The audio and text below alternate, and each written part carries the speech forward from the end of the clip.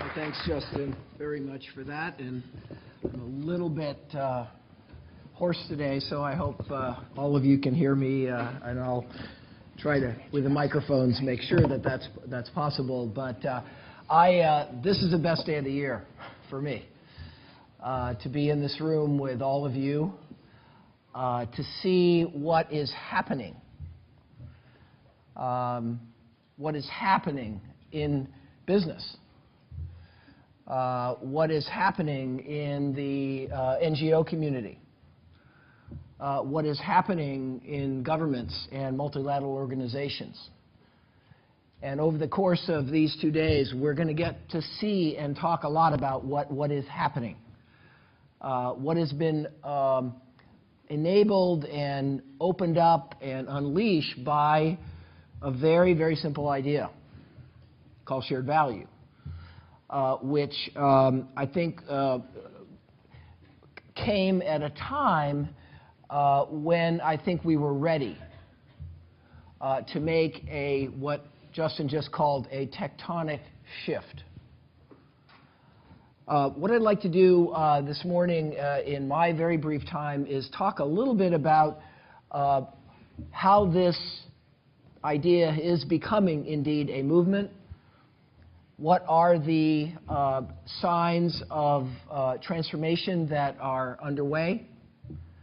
What are we learning about how to make this actually work? How are the various stakeholders besides business evolving their thinking? How can we take this idea, and how are we taking this idea, and how will we all take this idea actually now to the next great frontier, which is the investment community, the Wall Street community that is so close we can kind of feel the aura of it here. And where do we go from here? What are some of the profound issues that we have to address in actually putting this idea in practice? You know, I have been working in business and in management now for a god-awful long time. It dawns on me once in a while how long I've been at this. I have never felt more optimistic about business, about how we in business can matter. I've never felt more optimistic about the ability of us in business to attract the best and the brightest young people into business again, which has not been the case for the last 10 or 15 or 20 years. I've never felt more optimistic about actually our ability to do something really big, having to do with all these seemingly intractable societal problems that we all have. I think there is a tectonic shift going on, as Justin said. And I think it's all of us are really on the front line of that shift. And there's still skirmishes and debates about whether it's the right direction, but I think those are declining. There's still a lot to learn about how to get this done, because it reflects a new discipline of management. It reflects perspectives and ideas about marketing and customer and brand and supply chain and value chain and business environment that we've never understood before. We are in some important ways rewriting the discipline of management here. Not eliminating a lot of what we've learned before, but just adding dramatically to what the opportunity for business is all about. So I've never been more optimistic, which is nice, because I think for the last couple decades it's been easy to be pessimistic and concerned, and as we see the mismatch between the obvious social challenges we have that only seem to get more challenging and the limited resources that society has to devote to those social challenges. And I think it's been easy to be pessimistic, but I think now we have an opportunity, and at least certainly I feel profoundly optimistic.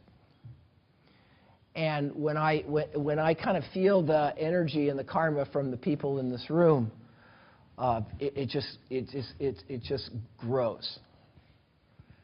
I think we're here in the middle of something that is, I think, going to hold an enormous opportunity for all of us. All of us, whatever role we play, in whatever sector, to actually move the plates in a profound and important way. So the idea of shared value really depends on actually a long history of evolution in thinking about the role of business in society. We couldn't have gotten here with shared value without going through that history. That history has created important foundations on which we are all building. If we go back, the original efforts were focused on philanthropy. And that was a profoundly important step for business, to get away from the idea that business's job was just to do business, leave me alone, but to understand that business really had an opportunity and many believed an obligation to give back in a variety of ways. And we got better and better at philanthropy as time progressed. And corporations have built up that capacity, which I think is going to be necessary to actually take the shared value movement even further. As we evolved our thinking, we started to see that it was more than just giving. It really had to do with really the whole attitude of the corporation, the role of the corporation in the community, the compliance of the corporation with the standards of the community, the whole notion of sustainability, which meant that we had to be very careful about the kind of harm we were causing, and we had to start learning how to do business in ways that allowed us to continue to do business in a healthy society going forward. All this was profoundly important foundation. Until companies started understanding this era of corporate social responsibility and the multiple dimensions that it entailed, we were not ready to take this next step. We could have not had the trust of society to take this next step. We learned the measurement disciplines that were necessary to take this next step to shared value. But this shift from corporate responsibility to shared value represents truly a discontinuity in thinking. Shared value is not about balancing interests of stakeholders, which was the fundamental idea that we've been operating on historically, that you had to balance interest, that there were trade-offs between economic success and social outcomes. This idea of shared value crossed a fundamental line in saying that actually if we deeply understand what business does, if we deeply understand this notion of meeting needs at a profit, if we deeply understand the social challenges and issues we face, that we can align and actually put those together. We don't have to balance interests anymore. We shouldn't think that way. Our challenge is actually to create the shared interest, where the very thing that we do to address the societal need actually maximizes the economic opportunity of the business. That is the line, the fundamental line that we've crossed. To get there, we had to put aside a lot of ideas that I think still hold us back. Again, this notion of trade-off. There's so many people in this world that still believe it's profitable for businesses to pollute, when what we've learned over the last 20 years is actually it's profitable for businesses not to pollute. So many people believe it's profitable for businesses to have an unsafe set of working conditions, when everything we've learned now for the last 20 years has taught us that actually zero accidents is the most profitable model. We're still stuck in many quarters around this notion of trade-off, but we're starting to understand that actually there's this deep and fundamental alignment between productivity and growth and revenue and meeting needs, and actually tackling and engaging the social problems and the social opportunities we face. As Justin just mentioned, we're still nervous about this framing of the problem and the opportunity. Many companies now are pursuing shared value activities, initiatives, programs, and efforts. And we'll talk about a few of those in a bit. But most companies are still very reluctant to talk about profit. Companies are still reluctant to say that in addressing this societal problem, we're making a profit.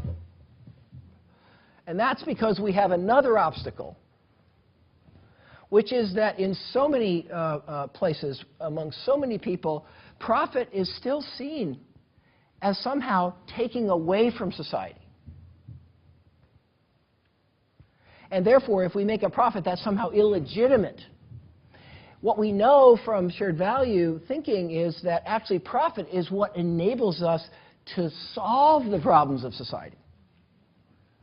Because if we can make a profit, if we can create a business model in dealing with health or dealing with financial lack of financial services, or in dealing with the educational deficits that we find in society, if we can make a profit, this enables us to scale. This enables us to serve millions and billions of people if we've got a good idea. And this enables us not to drain society, but actually to address these problems fundamentally and actually create solutions. So again, we're in a journey here of very substantial proportions in terms of how we think about the role of business, how we think about the role of profit, how we think about whether the motives of business and society are really aligned or not. We're still in that shift.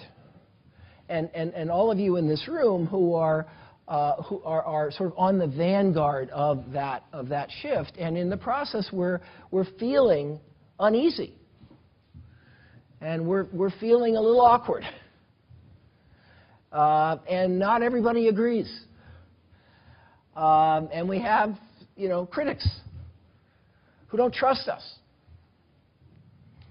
who are still kind of caught up in the view that they might legitimately have about things that business has done in the past. But what we're talking about here is truly an opportunity to shift those plates. And the question is, how can we do that better? How can we better understand the opportunity? How can we better understand the way in which to put these ideas into practice? Can't seem to get this to turn. Can somebody help me with the slides?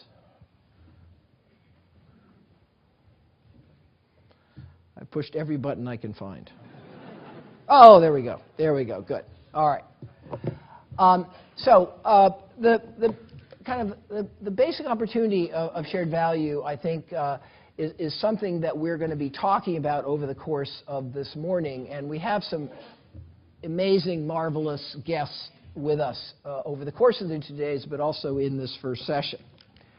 I think one of the kind of major concepts in shared value is that if we actually want to tackle societal problems and needs, the resources to do that are heavily weighted in the private sector. So although we need NGOs, and they will play a profound role for years to come, for as far as the eye can see, and we of course need government, and it will play a profound role as far as the eye can see, the opportunity to actually engage the private sector in these societal issues is really the opportunity to move the world, because this is where most of the resources are. We've had this understanding that we've got to get the private sector involved in this kind of activity, but the big confusion has been how. How do we get the private sector involved? In what way? With what motivation? Through what process? And shared value, I think, is offering a process that actually is deeply comfortable and natural for the private sector, once the private sector can think of this in the right way. Now, in terms of the other stakeholders, again, if it were 3 or 4 years ago, we would have, this would be an effort primarily done in business, by business, as business was starting to change its thinking. But now what's happened is that the NGO community, not universally, but in very large and important ways, is really starting to understand the power of connecting its activity with business in the pursuit of shared value. And there's many of you in this room that are at the vanguard of this. We're so proud of you. You know, think about how hard it is for an NGO that's really built their past on sort of business being sort of the problem. Actually starting to understand how the right business with the right attitudes and the right approach can actually be a critical solution that NGOs can partner with. And now we're starting to see proliferating examples of this, and we'll hear about those over the course of these 2 days. You know, what a marvelous, exciting, energizing transition this is. Moving from warfare and strife and embarrassment and humiliation and negativity on both sides to a collaboration around the fundamental objectives that both stakeholders have. We're starting to see a similar evolution in government. Governments, I think, have historically been deeply embedded with the trade-off model. That there is this trade-off between private and social, that economic and social, that the private sector, because of externalities, is sort of inevitably going to not put adequate attention on things like safety and the environment and health and those issues. And therefore, government's role was as a force to hold business to its feet to the fire, to regulate, to scrutinize. Again, that mindset was kind of deeply embedded in the thinking of many government officials. And I've seen this all over the world in my work with governments on economic development. Now what we're starting to see is that government, partly because it realizes its limits, its lack of resources, is starting to recognize that if it can actually harness this shared value concept, that it can unleash enormous positive progress on the most important issues that it cares about. And President Santos, who I have known for now a long time, is just one of a number of national leaders that is starting to understand and take this new path. How can we in government actually collaborate with businesses? How can we create the right incentives? How can we create the right infrastructure? How can we create the right enabling environment? How can we create the right support so that business will aggressively invest in shared value type solutions? This is again, for somebody who's worked in this field for so long, to see this starting to happen after decades and decades and decades is, I think, a shift in the plates. Is everybody nervous about it? Yes. Are governments a little nervous? Oh, yes. We're not quite sure about these private sector folks and why they're doing this and what their real motives are, and will they sustain this? And we're not sure. The citizens are not that sure. But ultimately, we're in the middle of a process. If we can make this work, and if we can build some trust, I think we've something profoundly important is going on. Now, in the shared value area, what's happening now is we're starting to go from what is the basic idea, which is what we initially talked about, and how is it different from philanthropy and corporate social responsibility. We're starting to move now to driving the depth of understanding and insight into actually how to put shared value into practice. 2 or 3 years ago, we were looking for examples so that we can sort of show that the concept could work. Now there's thousands of examples, and they're just piling up every day, and this room is full of examples. Now the question is, how can we create a real discipline, a management discipline around how to do this? What we're doing at FSG is actually to start to tackle this challenge in a variety of ways. What we're finding is that if we take deep dives into individual sectors, we can move from kind of the general concept of shared value and the general principles to actually, okay, what does that mean here? What does that mean in pharma and medical devices? What does that mean in banking? What does that mean in extractives? The next really major body of work that FSG will release is on shared value in the extractive sector. As you see here, a really big deal. An area where there's enormous resources in this field, 5% of global GDP. These activities are taking place in most cases in very poor countries, in very remote areas where there's every possible societal problem and need. Extractives really is a very striking case of shared value opportunity, but not shared value history. Extractives is a field where there's been massive strife between the industry and the community. Despite the fact that most extractive companies have been spending hundreds or multi-hundreds of millions of dollars per year on community engagement, on every possible kind of community engagement you could all imagine. What we see now in extractives is, again, with the concept of shared value, the opportunity to change the nature of the relationship. And that is a rich set of opportunities sort of summarized on this slide. And there'll be a lot more about this. I know there's many of you in this room that are in this field. But how to move from kind of licensed to operate, have a good reputation in the community, to actually creating shared value is going to be a big transformation for the extractive sector, but one that I think is going to allow for enormous benefits, not only for the companies, but also for the communities in which they operate. And we're starting to learn the playbook here. Just like over time, we will learn the playbook in other sectors. And you will invent the playbook as you tackle the challenges and the opportunities of shared value in whatever field you're in. This is the journey we're on.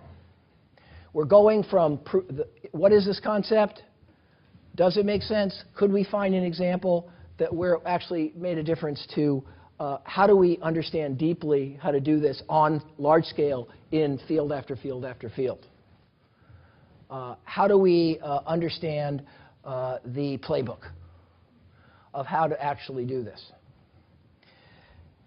Now, we're also seeing a transformation not just in the depth and the implementation of shared value concepts in business, but we're also seeing a shift really from individual initiatives and ideas and examples within companies to really enterprise-wide programs.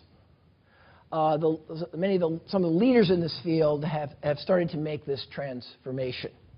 We've just highlighted a few examples here on this slide. And Nestle, the pioneer, at least for us in this area, and this close partnership that we had in Nestle is just a marvelous example of how this is now baked into the goals for the businesses. It's part of the corporate mission explicitly.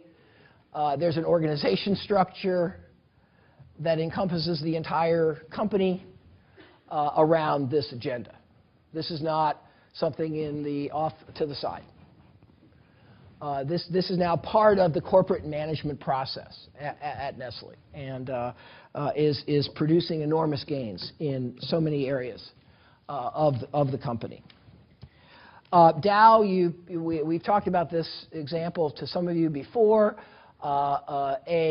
Really a corporate program to challenge every single business unit with this opportunity. They call it the Breakthroughs to World Challenges Initiative. And out of that is coming multiple billion-dollar businesses that didn't exist. Nobody ever thought of them. Nobody thought of the idea. Because they weren't seeing their role that way. They weren't seeing their role as an innovator in dealing with society's most pressing challenges. They were seeing their role as a chemical company that was doing good stuff, but sort of along the traditional lines of how they had traditionally competed. But with this Breakthroughs Challenges program, Dow was able to kind of reset the culture, the idea, the scope, the sense of opportunity of their business unit from a project to an enterprise-wide initiative. Novartis, created a whole business group focused on this to be an innovation lab in this area, and seed capital to kind of explicitly enable entities within the organization to take shared value initiatives. Becton Dickinson has really bet very heavily on really training deeply their entire management team through multiple workshops and seminars in multiple locations throughout the company, so that everybody has the same language, everybody has the same opportunity, everybody knows the historical examples that have been in the company in the past that have proved the idea is powerful. Again, from a sort of isolated individual in an isolated group working on a sort of an individual initiative to a more enterprise-wide bet. And Intel is a wonderful example, too, in terms of the incentive structures that have been started to be put in place to really put this on the objective list for every significant manager in the company, and have a part of compensation coming from, can you think outside of the box in this way? That's part of what good management is, at Intel. Widening the sense of what the opportunity is, which is the essence of the shared value concept. Uh-oh. Okay, whoops, that was not good. Let's go. Simple things still get in the way. Can't get it to go past this one. There we go. All right, so what else is happening as we start to kind of continue this evolution process? Again, a few years ago it was, what is this idea? Will it work? Can we find examples? Is it really different? Now what we're seeing is actually companies are starting to redefine who they are. As this slide shows, so many of us in business, and by the way, I'm a board of directors member. I did this too. So many of us in business have tended historically to sort of define ourselves about what we do in the sense of what our product is. Somebody asks us what we do, and we say, well, we're a food company. Or IBM, we make computers and software and provide technology. And Pearson, we publish textbooks. We happen to be the largest textbook publisher in the world. But what the shared value idea is starting to do, and it's starting to accelerate, is it's starting to get many of us and many companies to actually question what they really do. And to move from kind of a product-based definition of the company to a definition that reflects the social needs and the social purpose that that company is actually meeting. And these are, again, just some examples, but there are many more. There's now and we're collecting data on this, there's a fascinating change of mission statement now going on in business, in the world, among leading companies. Many companies are changing their mission statement in this way. To define the mission in terms of what their capabilities and what they do allow them to do in society that's valuable, rather than kind of be locked into that more traditional mode of competition and how they competed historically.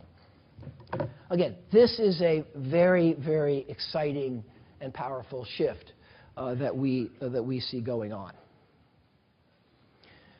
And finally, we are now beginning to tackle, in a sense, the last frontier. I shouldn't say last, because I know there's going to be another one. But the last big frontier,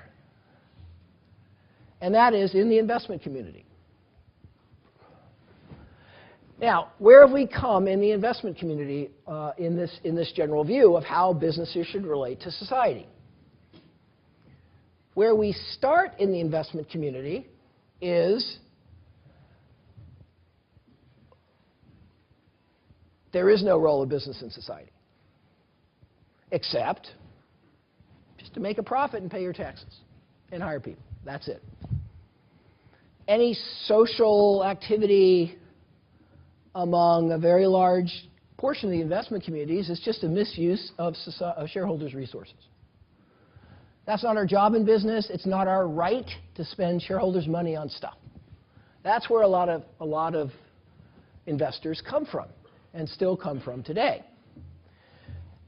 As we see here, though, investment thinking started evolving, driven less by the investors and more by the clients.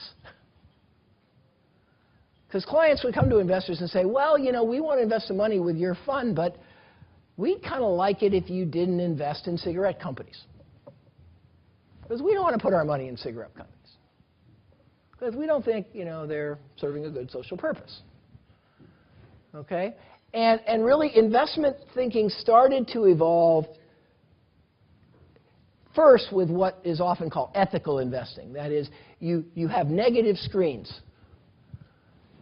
There's a certain set of companies, no matter, you can invest a portfolio, but you got to keep out of a certain set of companies that are doing things that are unethical or viewed as damaging or harmful to society. That was kind of where the investment community started, grudgingly. Okay, shareholder, if that's what you really want, we won't invest. We will not invest in this company that has money that is investing in Sudan. Okay. We'll whack out a few companies from our portfolios. Over time, this evolved to what is often called sustainable investing, where we started wanting a more positive approach by looking at companies that did well on sustainability measures. ESG measures. And as you know, a whole industry has grown up to both develop these measures and then score companies on these measures and create, rankings on these measures, and there's a whole lot of investment portfolios that are really built on these measures. The Dow Jones Sustainability Index, things like that. And that was, if you think about the transition in corporations, it's really the same thing investors are going through. This is the equivalent of the CSR stage, where investors are kind of looking at the world through the lens of, is the company doing well on all these multiple diverse sustainability indicators. Then a relatively small movement, spun out called impact investing. Now this was the plate starting to shift. Because impact investing was all about finding for-profit companies that actually had a social purpose at the core of their strategy. And this is starting to home in on the fundamental idea of shared value.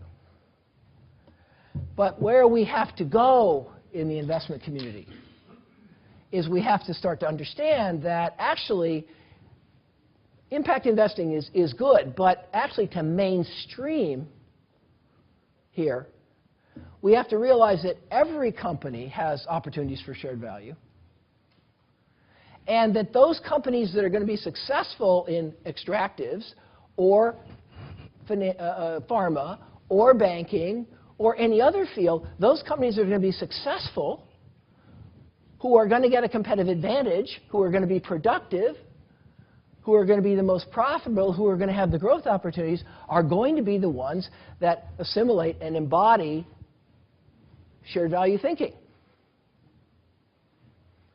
And so instead of having to have a separate asset class and a separate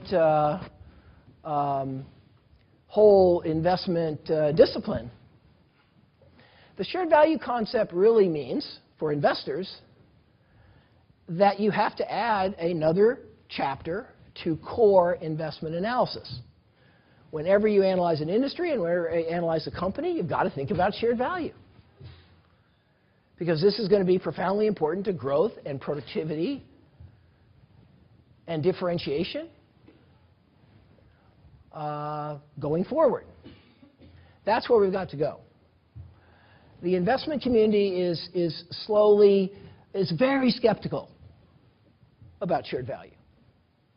They're back where we were in business, here, years ago. Is this really real? Is it material? Can you prove it? Do you have data? That's where the investment community is on this. But they will change as this movement grows, as we generate more and more opportunities and to drive this agenda forward. So where we are is we're now in what I would call the kind of, we're in the middle of going from an idea to a movement. We've gone from really one constituency, mostly companies interested in this, to multi-stakeholders. We have gone from proof of concept to discipline and depth and of insight into actually how to do it. We have gone from sort of one-off examples to more enterprise, structured, organized efforts.